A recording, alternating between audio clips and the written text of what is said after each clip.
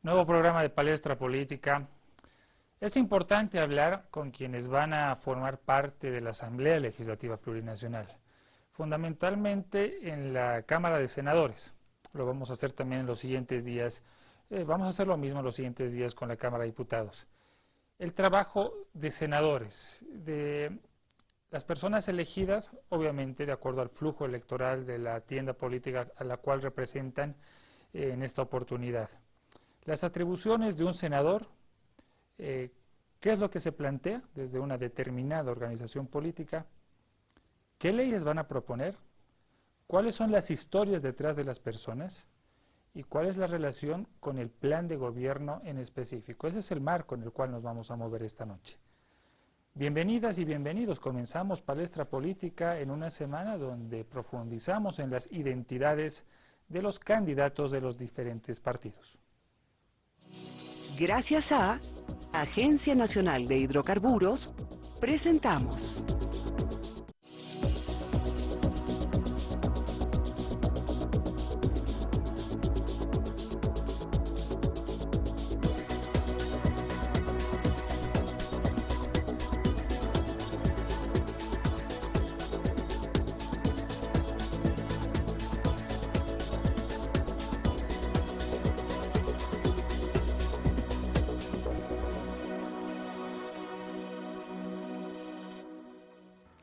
Gracias por estar con nosotros todas las noches. Salimos a nivel nacional por la señal satelital de Entel, Colonial TV, que baja también nuestra señal muy gentilmente en la ciudad de Potosí.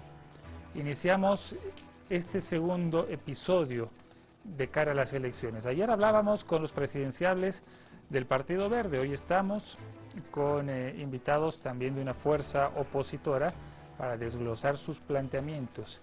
No les voy a dar yo el anuncio, ustedes los van a ver, ustedes van a conocer quiénes son y cuáles son sus antecedentes. Alvin Anaya Quipes. Es diplomado en Ciencia Política, formado en el Centro de Estudios Superiores, dependiente de la Universidad Mayor de San Simón, con mención en Estudios Nacionales. Obtuvo una maestría en Ciencia Política.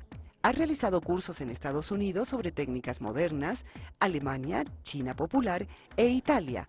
En este último, cursó Derechos Humanos y Derecho Internacional Humanitario. Ha sido comandante en jefe de las Fuerzas Armadas. En el año 2007, funda el Partido para el Pueblo.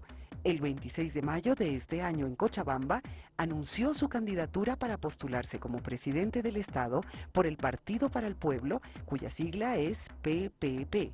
Alvin Anaya, en la actualidad, es candidato a segundo senador por Unidad Demócrata.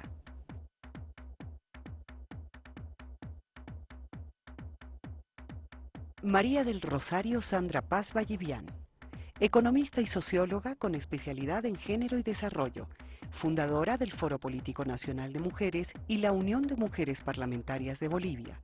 Premio Nacional Julio Tumiri por la defensa de los derechos humanos, militante y activista por los derechos humanos, fundamentalmente los derechos de las mujeres y los derechos políticos, sexuales y reproductivos, exiliada y perseguida por regímenes autoritarios, mujer y madre de 4 hijos, comprometida con la vida, la libertad y el cuidado de la naturaleza.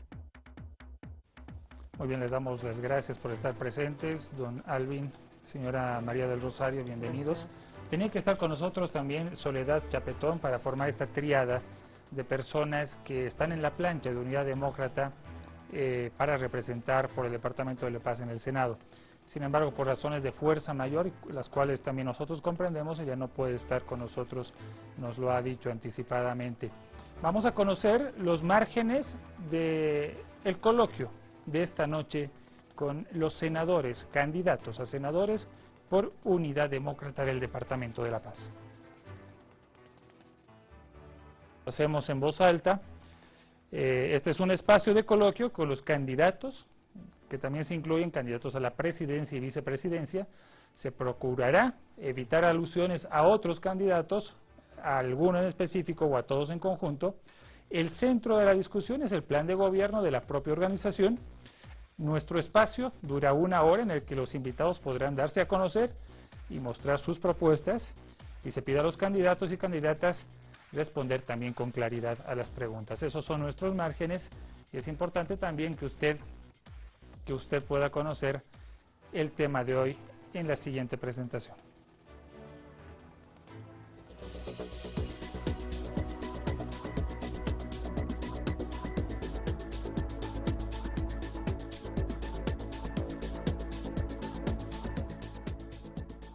Bueno, comenzamos ya este coloquio, esas preguntas a nuestros invitados. Voy a empezar como es tradicional con las damas primero. Señora María del Rosario, bienvenida a Palestra Política. Háblenos de usted, hemos visto su perfil, el perfil profesional, los logros. ¿Qué más revela la identidad de María del Rosario Paz? Bueno, yo me identifico como una persona profundamente demócrata. Como dice mi presentación, que lucho por la vida y fundamentalmente por los derechos. Nos hemos adscrito a un proyecto porque estamos buscando construir una sociedad demócrata, productiva, segura y posiblemente feliz, cosas que en la actualidad no suceden.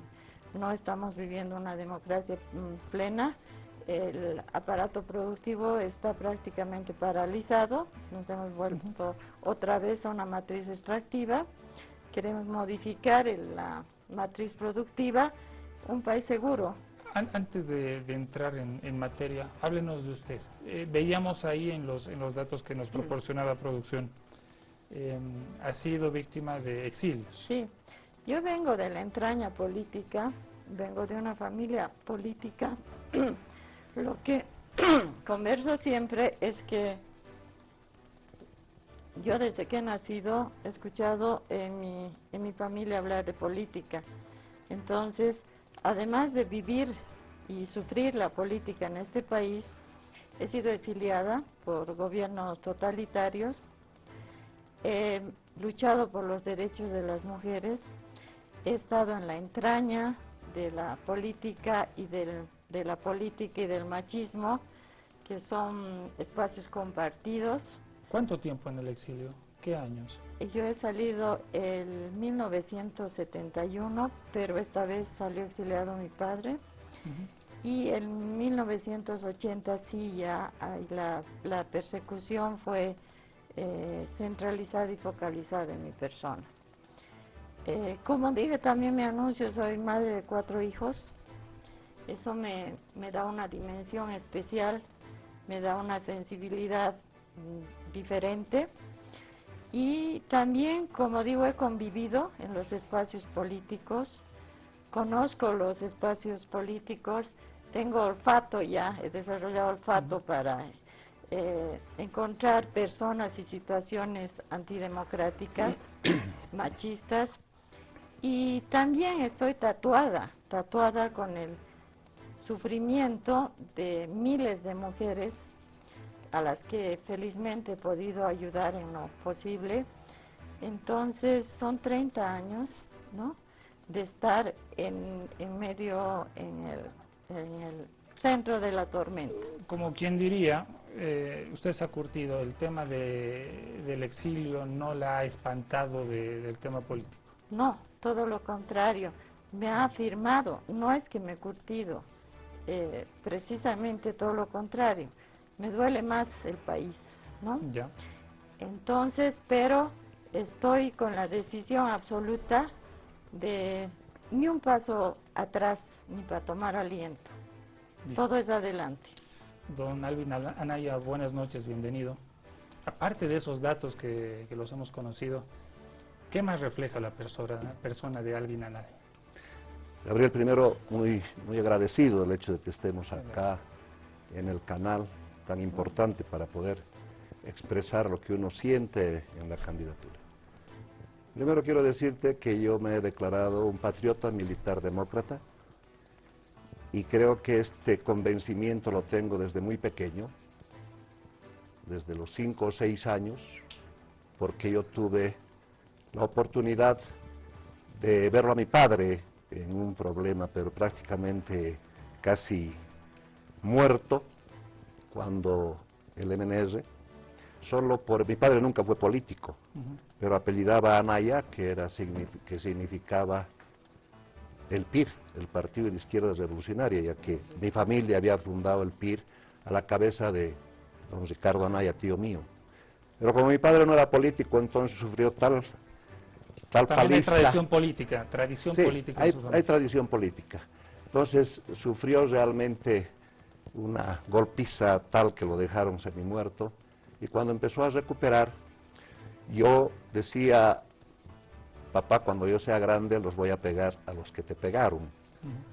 Cuando sea grande los voy a pegar a los abusivos.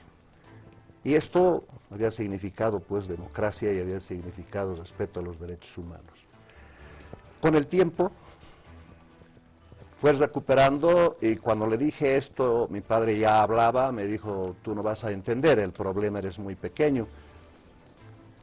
Cuando seas más grande te explicaré. Mientras tanto, no quiero rencor, no quiero odio, porque el odio, el rencor conduce al envenenamiento, y yo no quiero tener un hijo envenenado.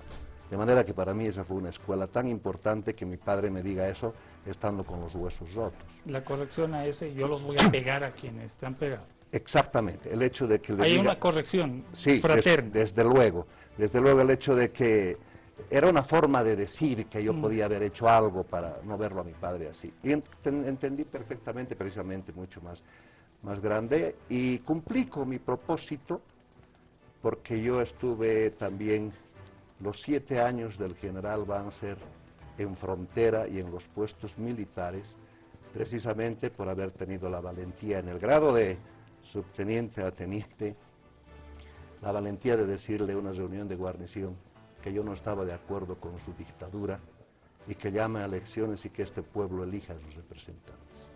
Esto me costó los 7 años, yo me casé de subteniente, así que con mi esposa, con mis hijos, y fue una escuela realmente que me hizo comprender que no hay un sistema mejor que el de la democracia. Y para resumir, resulta que cuando el general Banzer llega de presidente constitucional, yo llego como general primero de curso y tuve muchos problemas con él, de manera que tuve que nuevamente enfrentarme ya en democracia, y me resultó, después de 2 horas de un encuentro muy áspero y muy difícil, con la sorpresa de que el general reconoció... Lo nombró a usted, Exactamente. comandante en jefe. Primero, que reconoció que yo había sido muy valiente y que el único oficial en las Fuerzas Armadas que ¿Y le no había lo dicho... descolocó eso a usted? Sí, porque yo esperaba... Que lo mandó a frontera. Claro, durante 7 años, pero cuando ya estuvimos en democracia, él reconoció que había sido una valentía, un valor civil militar, el hecho de que yo le había dicho, solo siendo un ¿Por qué muchacho. aceptó? Perdone que le pregunte eso. Porque él dijo que fue una actitud valiente, civil, militar, y que el militar que no reconoce la valentía de otro militar no debía vestir uniforme. De manera que me dijo, siempre lo he llevado aquí, y creo que es importante porque usted fue el único oficial. De manera que ahí vino el nombramiento después, porque el ejército además todavía me aplazó siendo primero de curso, reconoció, y en mérito a los antecedentes, fui nombrado comandante general del ejército, luego comandante en jefe, y yo le doy el discurso póstumo también cuando él muere en Santa Cruz como comandante en jefe de las Fuerzas Armadas. Bien, muchas gracias. Señora María del Rosario, ¿hay alguna diferencia entre la mujer política y la mujer de hogar? ¿Por qué le pregunto esto? Porque siempre hay un debate entre la vida íntima de una figura pública y la vida pública de una figura pública. ¿Cómo es María del Rosario en ambos aspectos? Bueno, yo creo que la política es una cosa, la actividad partidaria es otra. Creo que todos los seres humanos tenemos una actitud política, tenemos una decisión, una mirada. Y las amas de casa, creo que al tener contacto más cercano con muchos problemas, también tienen propuestas políticas. Inclusive un premio Nobel se inspiró para lograr el premio Nobel en la economía que deben llevar las personas en su familia, en su casa. La actividad partidaria a la que tú te refieres es muy difícil, muy dura para las mujeres. Las mujeres que tradicionalmente tenemos que cumplir 2, 3 roles, con el de la política, creo que nos embalamos en el rol más complicado, más difícil. hacemos política en espacios tradicionalmente copados y cooptados por varones. Yo he sido una de las proyectistas de la ley de cuotas, ¿no? Y hemos tenido que acercarnos persona por persona a esa vez a representantes políticos importantes, centrales. Entonces, creo que es la compatibilidad de estos dos roles es muy difícil. El precio que tiene que pagar una mujer ¿Prioriza uno más que el otro o no? ¿Yo? Sí. No, porque en mi caso, felizmente están profundamente entrelazadas. En mi casa se hace análisis político permanente, entonces, pero yo reconozco la dificultad que es nadar en las aguas en estas aguas oscuras del políticas.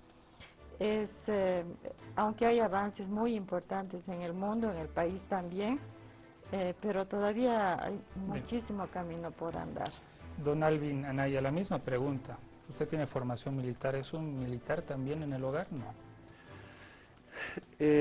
Gabriel, yo he tenido una costumbre muy interesante en mi casa. Yo llegaba a mi casa y tenía un colgador detrás de la puerta donde colgaba la blusa militar. Entonces nunca he inmiscuido a mi familia en los temas militares, la esposa, los hijos. Siempre he tratado de que ellos no tengan inconvenientes con la profesión que yo había escogido. Ni proyectar la disciplina en la casa. De ninguna manera, porque de por sí el hecho de que nosotros hemos aprendido temas en nuestro colegio militar, como por ejemplo, que la palabra conmueve, el ejemplo convence. De manera que a veces uno no tiene mucho que hablar, sino que el ejemplo va copiando todos los días. Y siempre teníamos un lema también importantísimo en relación al ejemplo, que el ejemplo arrastra. Entonces, yo no he tenido conflictos familiares, tengo 3 hijos, 2 de ellos varones, la ultimita mujer, y los 3 profesionales destacados sin ningún problema, y tenemos un hogar feliz con una mujer que me ha acompañado hasta hoy 43 años de matrimonio en todos los rincones, fronteras, puestos militares, y siempre con ese entusiasmo de hacer algo por el país, porque yo sí estoy consciente de haber ingresado a la familia militar por medio de nuestro colegio militar, consciente de que era mi vocación. Yo estoy completamente como hombre realizado, a pesar de los problemas y de las dificultades que ocurren, como tuve la ocasión de tener grandes dificultades con el gobierno actual por pensar diferente. Bien. Ya los hemos conocido, conocemos su historia personal, su perfil profesional, sus antecedentes, sus méritos, y al volver de la pausa, luego de una cápsula histórica, vamos a estar desentrañando sus propuestas y qué es lo que le plantean a nuestro país. Palestra Política le presenta esta noche Parlamentarios en la Historia. Marcelo Quiroga Santa Cruz nació en Cochabamba en el año 1931 en el seno de una familia vinculada frecuentemente a asuntos políticos. De carácter polifacético, no se dedicó exclusivamente a la política. Tuvo más bien un paso por el cine y la literatura, escribiendo Los Deshabitados, una de las novelas más importantes del siglo XX. Desde el año 1960 ingresa con fuerza a la política. En 1966 fue elegido diputado por Cochabamba en las filas de la Falange Socialista Boliviana junto a otros jóvenes que formarían la columna del socialismo. Mostró una actitud crítica al general Barrientos durante su periodo de gobierno e intentó un juicio de responsabilidades. Fue ministro de Minería en el gobierno de Obando los años 1969 y 1970. En 1978 fue candidato por el Partido Socialista. Luego de la división de ese partido, ganó una diputación en la que cobró amplia notoriedad al iniciar un juicio de responsabilidades contra Hugo Banzer Suárez.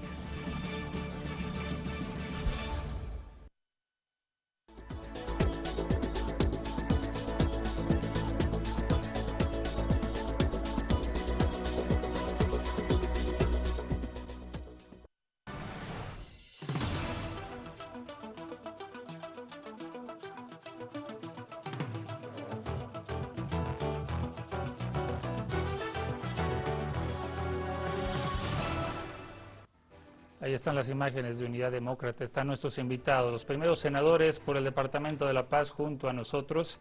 Comenzamos a hablar del tema del plan de gobierno, este plan de gobierno que lo hemos revisado y que lo hemos leído, que es importante que lo vayamos revisando todos juntos para ir tomando una decisión más, ya el 12 de octubre, eso es lo que queremos.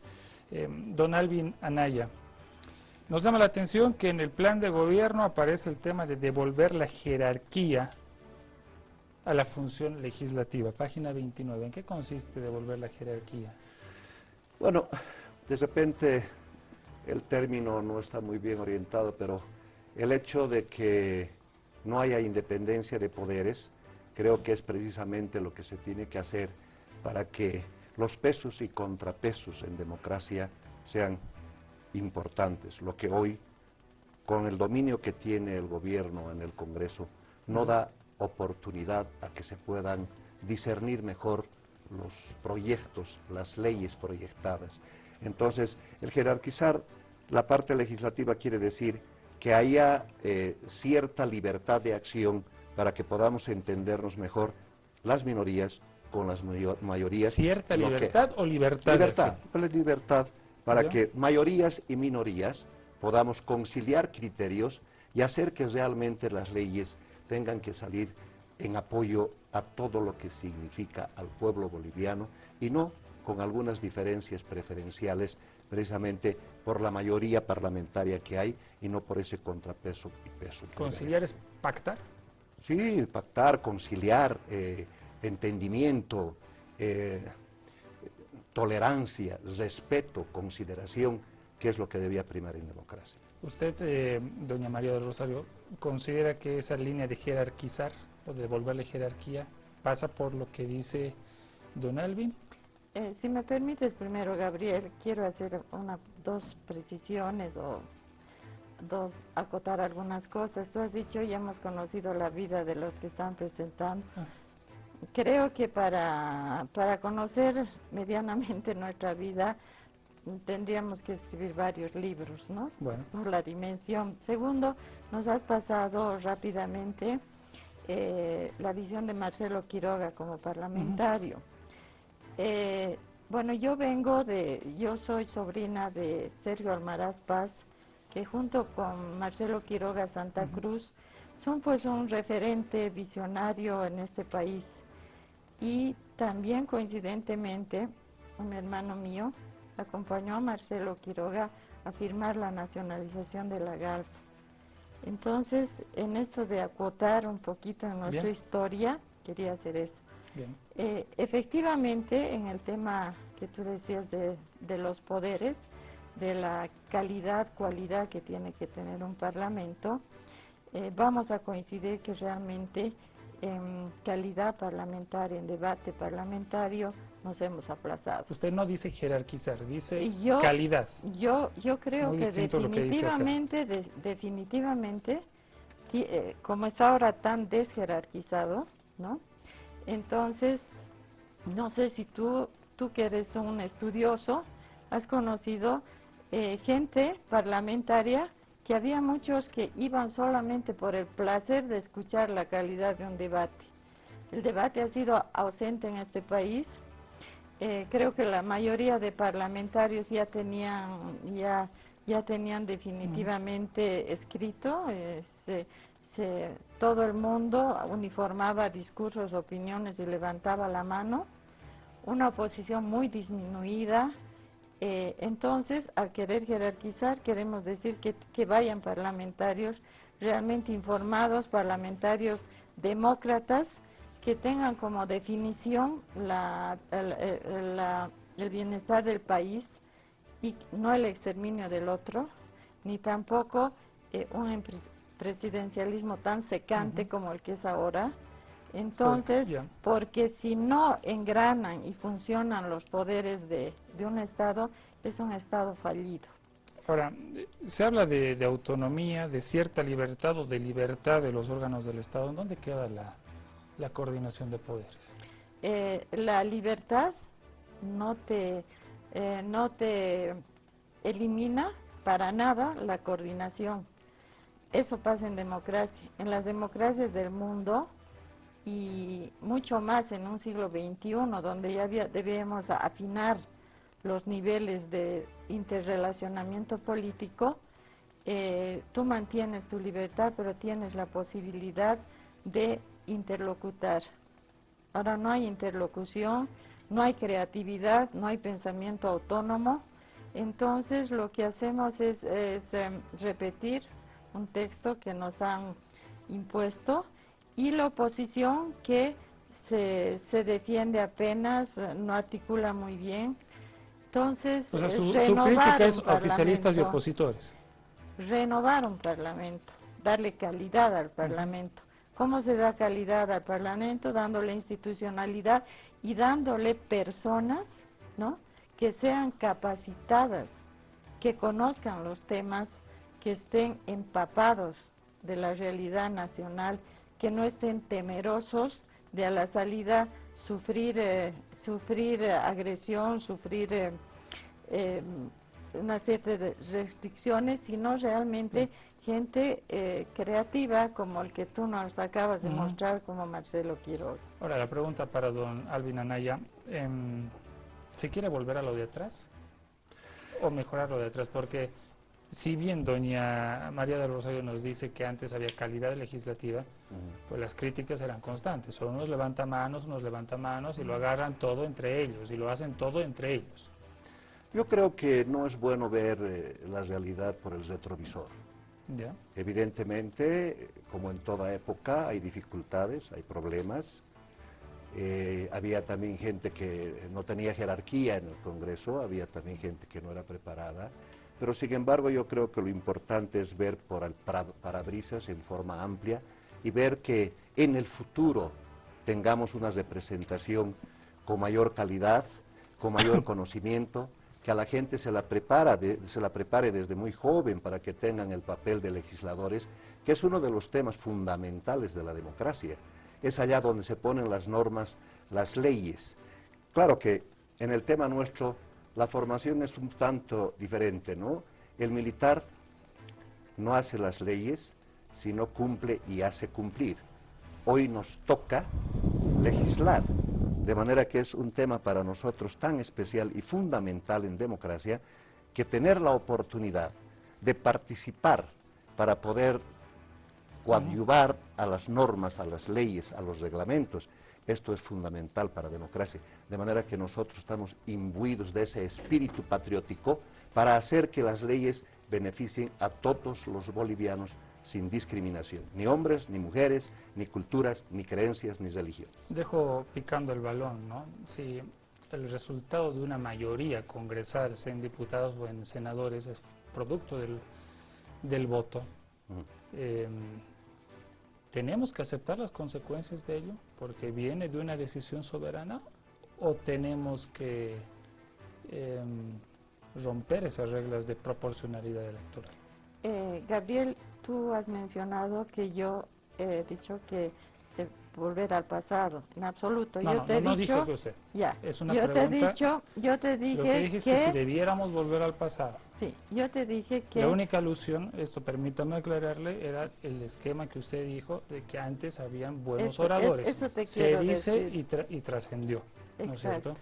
Pero no, Yo lo quiero no que otra luz. referirme de la calidad del debate y de algunos parlamentarios que hicieron historia como Tamayo, Víctor Paz, Marcelo Quiroga. Entonces lo cualificaron al Parlamento. Pero el Parlamento del siglo XXI es un Parlamento absolutamente diferente. Creo que cuando tú dices mayorías y minorías, te estás refiriendo, de ninguna manera las minorías deben ser silenciadas, aplastadas. La grandeza de la mayoría es precisamente tener un debate con las minorías. La grandeza de las mayorías, por ejemplo, es respetar las institucionalidades, la oposición, los otros poderes, ¿no? Entonces, sí, te puedes tener una legalidad que te ha dado el voto, ¿no? Pero la legitimidad te va a dar tu capacidad demócrata de interlocutar. en absoluto la mayoría es un cheque en blanco para hacer lo que quieras de las leyes, para no fiscalizar y para para cuadrarte al Ejecutivo. Creo que eso no te dio el pueblo un cheque en blanco. Bien. Don Alvin Anaya, página 30 del plan de gobierno, lo que les comentaba en el receso, ¿no? A veces los planes de gobierno tienen un énfasis sobredimensionado en el órgano ejecutivo o en el poder ejecutivo, dejando algunas cosas muy puntuales al órgano legislativo. Ustedes critican el tema de uso de recursos públicos, derroche y del dispendio, la ineficiencia, ostentación de poder, etcétera. Su función va a ser legislativa. ¿Qué van a hacer en el legislativo? ¿Van a recortar presupuesto? ¿Se van a reducir los sueldos? ¿Ganan 16.000 bolivianos más o menos los asambleístas? ¿Cuál va a ser la posición de Unidad Demócrata? Yo creo que el tema en sí es mucho más importante.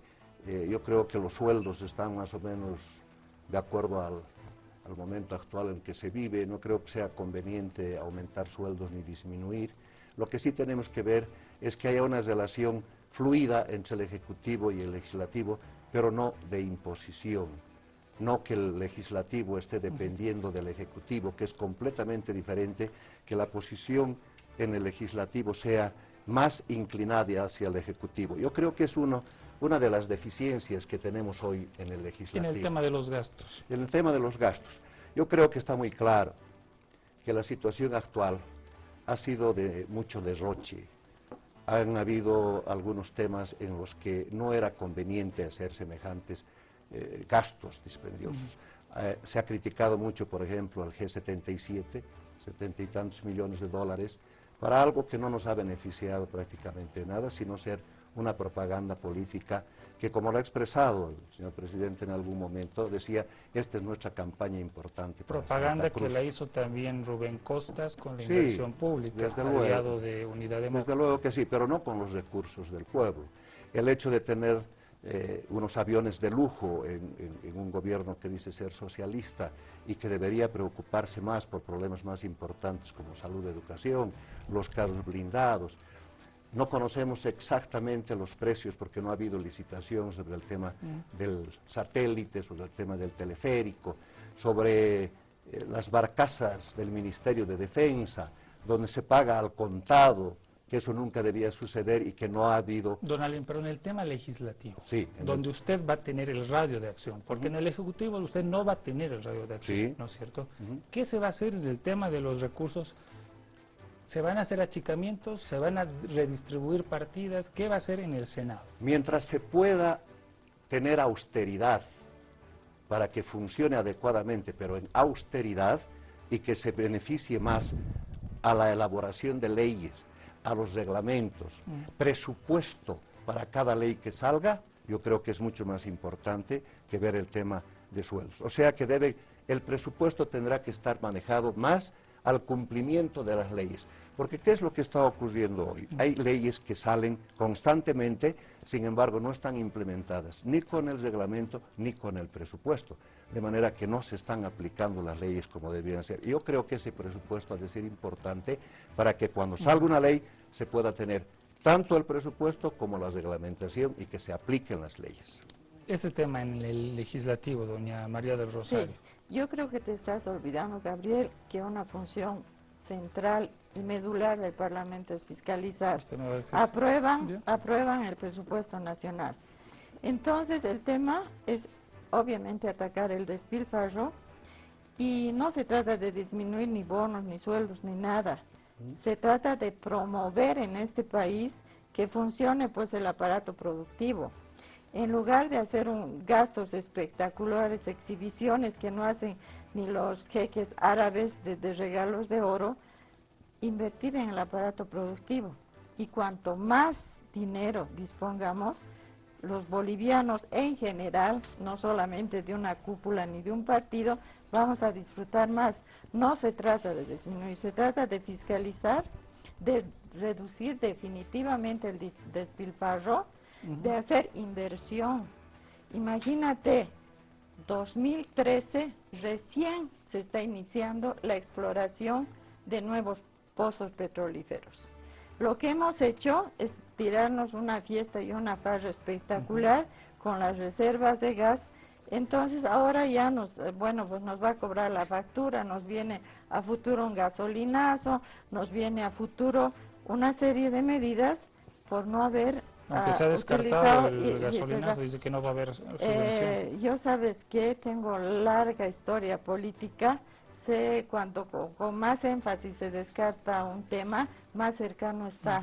Además, esos los datos te dicen, cualquier economista, cualquier estudiante de economía sabe que no se ha hecho exploración, sabe que el aparato productivo está paralizado, sabe que se han creado empresas que no son atribución del Estado producir papel, que son empresas fallidas. Entonces el Parlamento tiene pues que fiscalizar, Usted va a tiene centrar que llamar al ministro tiene que llamar al en la ministro. fiscalización, fundamentalmente. Si usted tendría una identidad dentro de la Asamblea, va a ser fiscalizador. Yo voy a cumplir mi función en todos los niveles, en proposición de leyes, que son muy importantes, en el cumplimiento de leyes y fundamentalmente también en la fiscalización.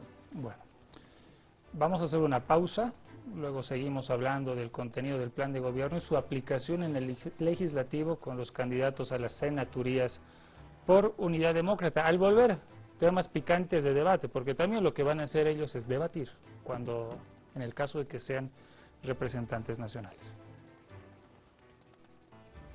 Palestra Política le presenta esta noche Parlamentarios en la Historia.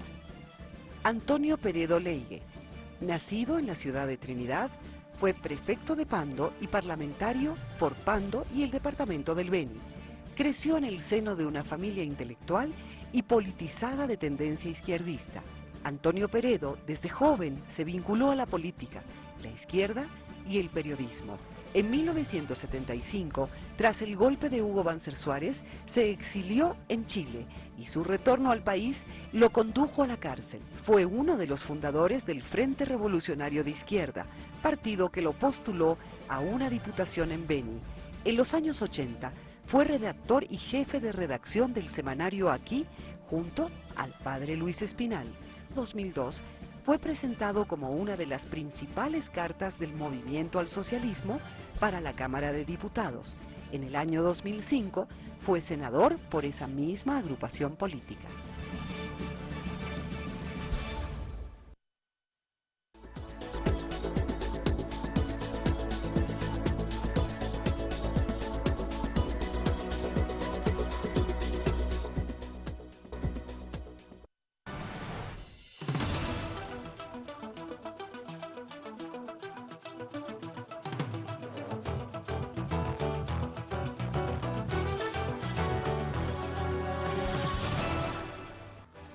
Continuamos en Palestra Política hablando con los candidatos a las senaturías por Unidad Demócrata para estas elecciones por el Departamento de La Paz.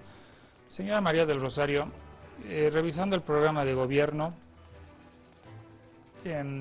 a usted les va a tocar firmar contratos, aprobar contratos, y un eje temático que sale aquí son las alianzas público-privadas. ¿Cómo se van a manejar las alianzas público-privadas en un paradigma donde prima el criterio nacionalizador?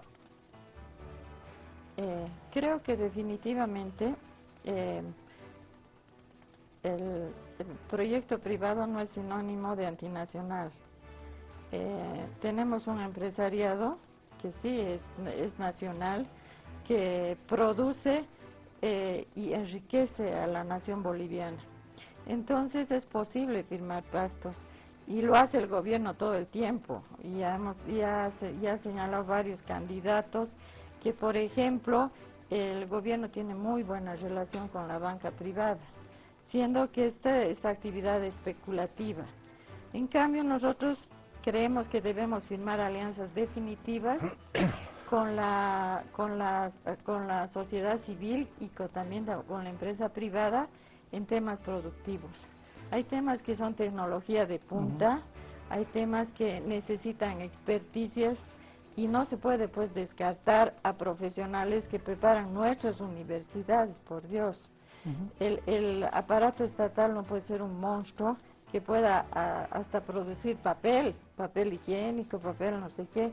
El Estado Nacional es el estratega que da las líneas maestras, ¿no?, del aparato productivo, pero ahí tiene que concurrir la empresa privada. ¿No serían con los sus grandes experticias. temas? ¿No serían hidrocarburos? ¿No sería en temas de energéticos? Pero mira, ahora en hidrocarburos estamos exactamente trabajando con empresas privadas transnacionales, porque ellos tienen pues la tecnología, la exploración, nosotros no podemos, Yacimientos Petroleros no tiene la capacidad de hacer exploración. Entonces el gobierno ahora tiene trabajo, alianza con muchos sectores privados, porque efectivamente son necesarios.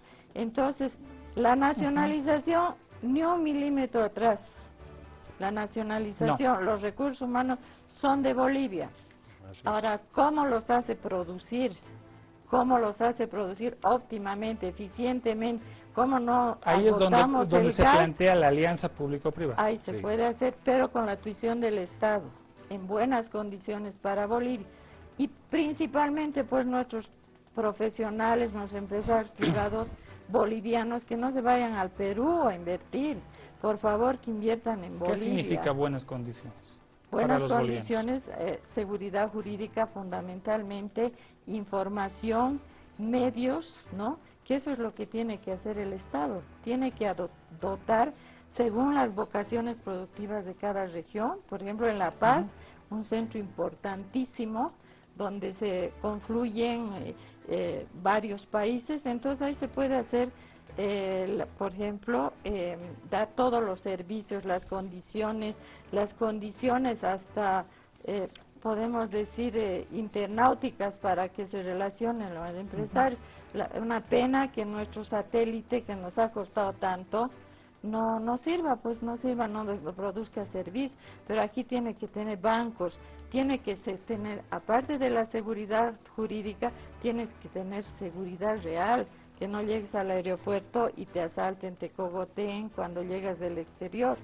Entonces creo que definitivamente en el mundo del siglo XXI es imposible pensar en un Estado que pensó alguna vez la Unión Soviética, ¿no?, del Estado totalitario que produce todo, que define todo, que hace todo. Ese es un proyecto fracasado, fallido, que estamos reproduciendo, ¿no? Abrirse a esta relación entre lo privado y lo estatal también implica distribución de ganancias, don Alvin. ¿Cómo se reparten esas ganancias? Ya lo ha dicho. No dijo una cifra. El tema, el tema está en que no se va a retroceder absolutamente en nada de lo que se tiene. Lo que está hecho, la nacionalización está hecho y está en beneficio de todos los bolivianos. Lo que sí se puede pensar en el futuro es algún porcentaje que pueda atraer más inversiones, porque lo que hemos hecho es consumir lo que tenemos y no ha habido exploración para seguir en el futuro asegurando un mejor futuro, pero más seguro para nuestra gente. El plan de gobierno plantea 2 pozos obligatoriamente como un imperativo que el gobierno de Unidad Demócrata, si se llega a consolidar, va a descubrir. ¿Qué pasaría en ese caso? No, si se llega a descubrir más pozos, se beneficia el pueblo boliviano. Se trata de que la cosa marche mejor. Vamos a tener un mejor futuro, vamos a estar más tranquilos, porque de no haber exploración, lo que no está ocurriendo hoy, y para eso necesariamente es importante que haya un entendimiento entre lo que es el tema estatal y privado. Eso no es excluyente. Yo creo que tiene que haber un sistema tal mixto en la que haya incluso solidaridad del Estado con los empresarios privados y que nos entendamos juntos para sacar adelante con una exploración. Por ejemplo, yo quiero aprovechar la oportunidad, Gabriel, en unos minutos. ¿Qué proyecto se puede ver? La Paz es una ciudad ínclita, pero además que tiene una influencia no solo a nivel nacional, sino a nivel continental en el tema estratégico, geoestratégico, geoeconómico.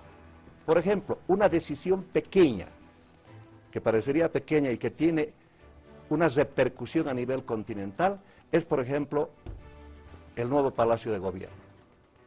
Cuando algunas veces yo estuve de comandante del ejército y se amotinó la gente de la policía, se cerró la Plaza Murillo, 2 cuadras, y no entraba ni salía nadie. Entonces era un problema serio para esa gente que tiene allá los negocios.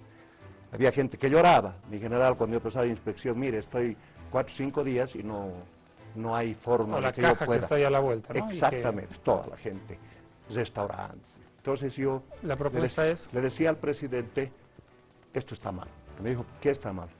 Palacio de Gobierno. El Palacio de Gobierno es un edificio hermoso que puede ser un museo ultramoderno.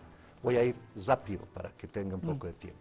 Entonces ese Palacio de Gobierno, que no hay que comprar las casas que son patrimonio cultural, mantenerlas, el Palacio de Gobierno debe salir, por ejemplo, cero presupuesto al gran cuartel de Miraflores. Un lugar donde se puede además acoplar el edificio del Comando de Ejército para la Presidencia, el del Comando en Jefe para el Ministerio de Gobierno, el del Comando de Ingeniería para el Ministerio de Defensa y el Instituto Geográfico para el Ministerio de la Presidencia. Un trabajo conjunto en la Avenida Saavedra. Si el Palacio se va al gran cuartel de Miraflores, el gran cuartel de Miraflores se va a ir Pavi. Ahí estarían los 3 comandos de fuerza. ¿Y qué pasa con los colegios militares? Ahí está el tema estratégico. El colegio militar de las Fuerzas Armadas hay que llevarlos al Chapare, al centro geoestratégico, al Heartland de Bolivia, para que esas 3 fuerzas tengan un edificio ultramoderno, prácticamente gratis, porque cuesta mucho el edificio de la ARCE en el Ministerio de Gobierno, el edificio de la Plaza Avaroa, la escuela naval que está a la orilla del Choqueyapu. ¿Y qué se hace? Que todos esos sectores, territorio en sí, se ocupen como áreas. áreas. Es una propuesta concreta Sí. de hacer eficiente el tema del gasto público. No, es que no solamente el gasto público, sino la repercusión sobre el tema del Chapare, que resulta que hoy es un Estado dentro del propio Estado. Entonces, el ejército tendría su gente preparándose en esos terrenos del Chapare, los cadetes del colegio militar en esa pista que es de Chimoré, y la Fuerza Naval cerca en Puerto Villarroel, y que se tendría la presencia del Estado y además con una autopista que una Santa Cruz con Chimoré, Cochabamba con Chimoré, y que se reactive el tema productivo, el tema de turismo, y que tenga presencia el Estado boliviano. Presupuesto cero, solamente con cambiar una decisión, que salga de la Plaza Murillo el Palacio de Gobierno. Bueno, hay 2 propuestas acá, dicen que no se toca la nacionalización, que el Pero tema de la fusión de Estado y privados va a ser de aquí para adelante y también con beneficio a los bolivianos. El general Anaya propone cambiar el Palacio de Gobierno. Yo le propongo... Perdón, Gabriel, quisiera acotar un poquito más al tema. Cuando tú has dicho cómo se va a distribuir a futuro las utilidades entre las empresas... Si se encuentran esos 2 pozos que aparecen aquí, correcto, ¿cierto? Correcto. Y también los que existen y todo. ¿Sabes? El presidente de la Asamblea Legislativa hace pocos días nos ha dicho que todavía no tiene datos conciliados de cuánto se paga a las empresas, cuánto se devuelve los gastos, ¿no? Y cuánto efectivamente recibe el Estado. Ha dicho que está en conciliación. Si nosotros llegamos al Parlamento, vamos a saber exactamente cuánto se están llevando las empresas y cuánto se queda el Estado. Y cuando se descubran los pozos y el Ejecutivo proponga una proporción, va a ser el Parlamento que debata y apruebe. Pero va a ser un Parlamento informado, con apoyo técnico, con conocimiento. Entonces, yo creo que definitivamente ahora no tenemos primero datos absolutos ni reales de las reservas que tenemos de gas, no tenemos. Exactos, una empresa acaba de sacar en el Facebook, que el Estado no tiene información absolutamente real y cuantificada de las reservas. O sea, no sabemos, estamos en el limbo un poco en ese tema. Y peor, no sabemos la proporción que se llevan las empresas. Tenemos una aproximación Conservadoramente hemos dicho que más o menos el 65% se queda ahora el Estado. Pero con lo que nos dice el vicepresidente y con lo que vemos, por ejemplo, el principal Pozo Margarita, que es 55-45, estamos en una duda tremenda. O sea, los Bien. bolivianos no Bien. estamos Bien. informados. El tema, Si estamos en el Parlamento, los bolivianos van a estar informados hasta el último céntimo que se llevan las empresas y hasta el último céntimo que se quede en el Estado y cómo lo distribuye, porque ahora no sabemos nada. no soy experto en tema de hidrocarburos, habría que verlo, sin embargo surgen algunas dudas. Dos pozos grandes. El tiempo no especifica el plan de gobierno, ni tampoco el gasto en materia de exploración, si es sobre la base de lo que está haciendo YPFB ahora o no sobre la base de YPFB. Quiero plantearles hablar de temas legislativos concretos, tenemos poco tiempo ya. No, Hay un no asunto. dejaremos colgado el tema. Tú dices no es el tiempo, Ya. obviamente pues es una Ok. gestión gubernamental, Bien, que son los 5 años sin reelección de la reelección, son 5, esa es la meta, bien. ¿no? Segundo, tú dices no queden, no sabemos si va a ser yacimientos. Hemos dicho que la nacionalización y la tuición del Estado No se toca. sobre los hidrocarburos no se toca. Es un tema estratégico nacional, es un tema central, es el tema nodular de Bolivia. Ya, pero ahí Entonces, lo que aparece no el quiero tema. dejar suelto esto, Ya. que el Estado se queda, yacimiento se fortalece, Ujú. realmente el Parlamento cumple su función de fiscalizar, de aprobar contratos, de revisarlos, no firmar lo que ya viene elaborado. Entonces, eso quisiera que quede con una precisión clarísima. Hay una y idea- las metas son el Hay una idea tiempo clara de la gestión cifra, de gobierno. la cifra de esa relación en lo que se vaya. Imagínate, No. si no tenemos aquí el vicepresidente de la nación, no nos puede dar un dato. No tenemos la cifra de un censo, no sabemos cuántos somos. Estamos en el limbo, precisaremos pues los El datos. tema de la imprecisión no es de ahora, ¿no? Había un promedio de 25, exactamente, trillones de... trillones del tema del gas, ¿no es cierto? Metros cúbicos. Que no era la cifra, ¿no? Entonces no es un problema que haya comenzado ahora en el caso de que sea un problema. Permítame pasar por favor a otros temas que también son Perfecto, importantes. perfecto. Pero Se era ha hablado, importante se ha hablado precisar. de la unión homosexual en algún momento, don Alvin Anaya. Ujú. ¿Cuál es la posición como legislador? ¿Se abre algún paradigma, algún tipo de modificación constitucional que en algún momento se ha argumentado que esto implicaría?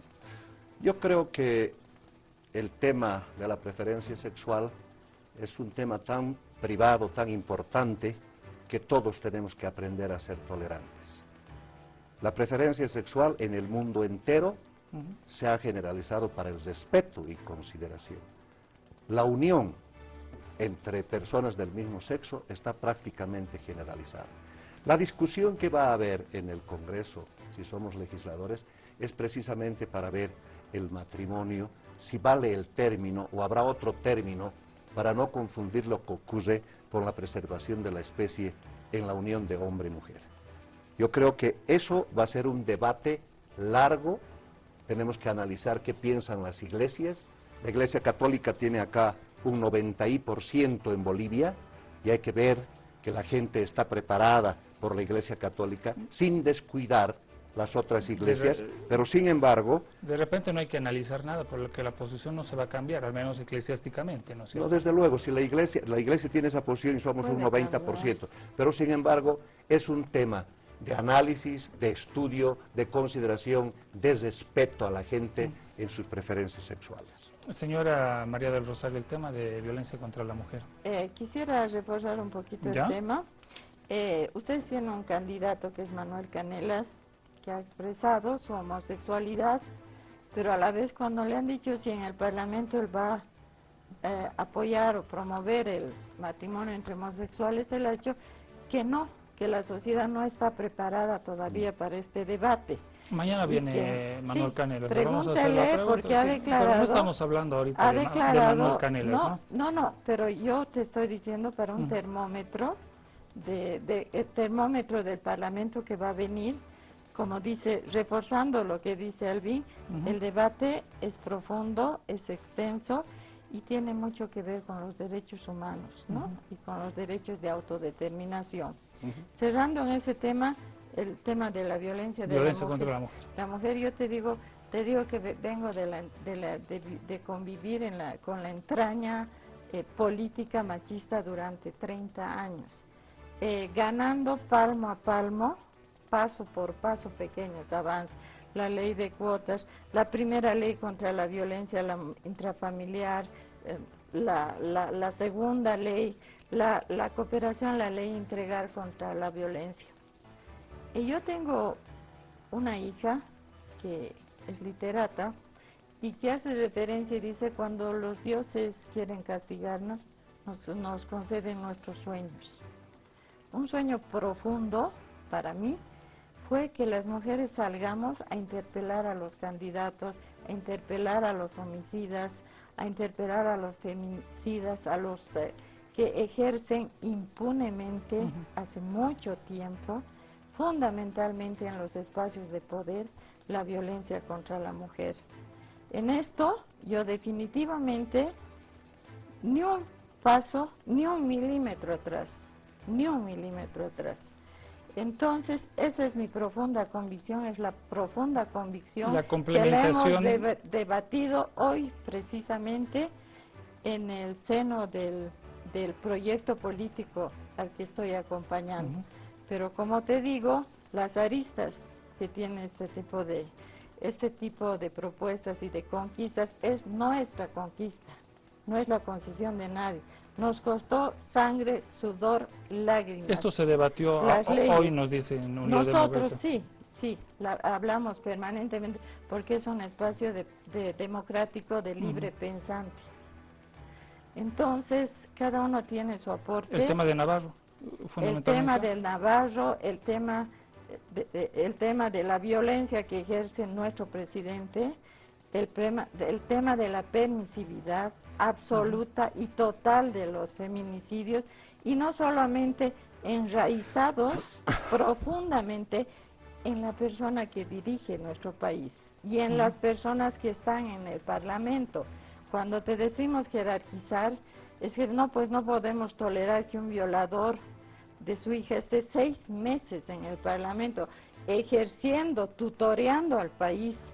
No podemos permitir que el presidente, el día que quieren nos denigran, incluso a las mujeres les gusta que les peguen, a las mujeres yo las embarazo porque Evo cumple, Bueno, donde hay que voy, ver el contexto, etcétera, ¿no? son Entonces, es coplas cuando en yo carnaval, habría que ver. no son las coplas Bueno, a ver, solamente. mantengámonos, yo les propongo, faltan pocos minutos. Yo te terminaré cuando les hemos redondear la invitado, hemos idea. dicho, hablaremos de Sí. nuestras propuestas, Ya. ¿no? O sea, hablaremos de nuestras Como me propuestas. has tocado la violencia, Si vamos a lanzar... cuando me has tocado la violencia, la propuesta es las mujeres, ¿Cuál es la una propuesta? vida libre, sana, libre de violencias, con ejercicios totales de sus Ya, derechos, perfecto. derechos Ya. sexuales y derechos reproductivos, cosa que no está sucediendo ahora.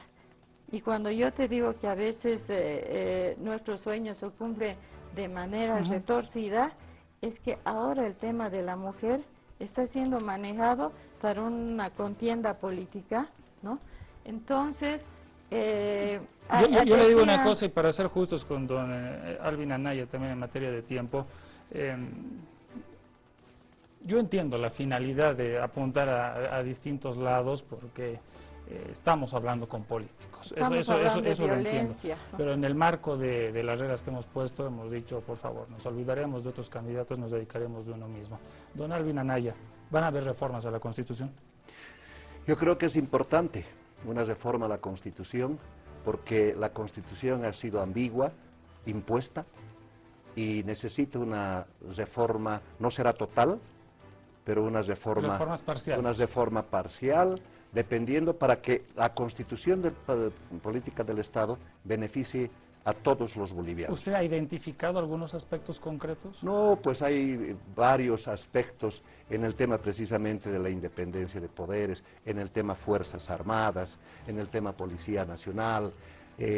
Yo creo que es importante que se vayan reestructurando las leyes de acuerdo al avance de la actual situación que vivimos en el siglo XXI. Unas Fuerzas Armadas, pero hablo de lo que siento, el hecho de que las Fuerzas Armadas tienen que estar al servicio de su pueblo y no a un partido político en particular, porque nosotros hemos jurado a un solo Dios, a una sola patria, a una sola bandera y a un solo pueblo. Y nos debemos al pueblo boliviano en sus anhelos y aspiraciones. Entonces, este es el tema. Y como tenemos pocos minutos, Gabriel, y tú has dicho que nos tenemos que referir a lo que estamos viendo para ser legisladores, yo tengo un mensaje para los candidatos precisamente de la oposición. Bien. En un minuto. ¿Quiere que entremos al mensaje? Sí. Porque ya estamos sobre la hora. Exactamente. Son las 11 de la noche con 6 minutos. Reloj del Sur, momento de conclusiones. Habla el general Alvin Anaya, candidato a segundo senador por Unidad Demócrata. Adelante. Gracias. Quiero referirme a los candidatos de la oposición para que realmente una desventaja que tenemos hoy tan grande, el hecho de que haya una campaña casi de 8 años, que tiene el gobierno con todos los recursos y todos los medios de todos los bolivianos, frenando desde luego la situación de la oposición, pero yo creo que hay una forma de compensar. Lo mejor hubiera sido que de repente no hubiera candidatos para no avalar la candidatura ilegal del presidente. Pero si vamos a entrar a la candidatura, es bueno recordarles a nuestros candidatos que fundamentalmente tenemos que ir por la unidad de todos. Samuel Doria Medina dijo que si había un punto por encima de su propuesta, él iba a dar un paso a la izquierda. Pero también Tuto Quiroga dijo que faltando una semana, unos 8 días, si había un punto por encima de la propuesta que tenía, él tendría que dar un paso a la izquierda. Yo creo que todos ellos son patriotas y están pensando en que puedan dar el paso al costado para que haya unidad, y en esa unidad tenga seguridad del pueblo de Bolivia, que hay segunda vuelta. Tiempo, don Alvin Anaya. Señora María del Rosario Paz, adelante. Sí, yo me voy a dirigir principalmente al pueblo de Bolivia y voy a decir que hasta ahora hemos construido un proyecto de Estado fallido. Hemos hecho un proyecto tipo Frankenstein, con un collage donde hemos insertado socialismo, indigenismo, un socialismo siglo XXI. Entonces nos ha resultado un pequeño monstruo, que es Frankenstein, y como dice la historia y el cuento de Frankenstein, va a terminar comiéndose a sus creadores y además comiéndose al Estado. Estamos a tiempo de reconducir, hacemos una propuesta política de reencuentro de todos los bolivianos, ¿no? Hasta nuestra canción dice que nos demos las manos, un proyecto de reconciliación, de recuperar el país. Bolivia nos pertenece a todos, recuperarla es un deber de todos los ciudadanos, recuperámosla para todos los bolivianos, una nación fuerte, sólida, con autonomías. Tiempo, señora María con del Rosario. tolerancia. Hemos concluido esta palestra política de hoy, les mostramos el adelanto, mañana vienen los plurinominales del Movimiento Socialismo, donde también vamos a tener el mismo rigor de preguntas como con las personas que nos han honrado con su visita esta noche de Unidad Demócrata. Ustedes ven la magnitud del tema del MAS, vamos a traerlos, mejor dicho, a los diputados plurinominales, y así en el marco del pluralismo que queremos mostrar en palestra política vendrán representantes de todas las fuerzas políticas. Muy bien, amigos, muchas gracias por habernos acompañado, por haber atendido también este insumo de propuestas de esta agrupación política de Unidad Demócrata. Buen descanso, buenas noches. Gracias a Agencia Nacional de Hidrocarburos, hemos presentado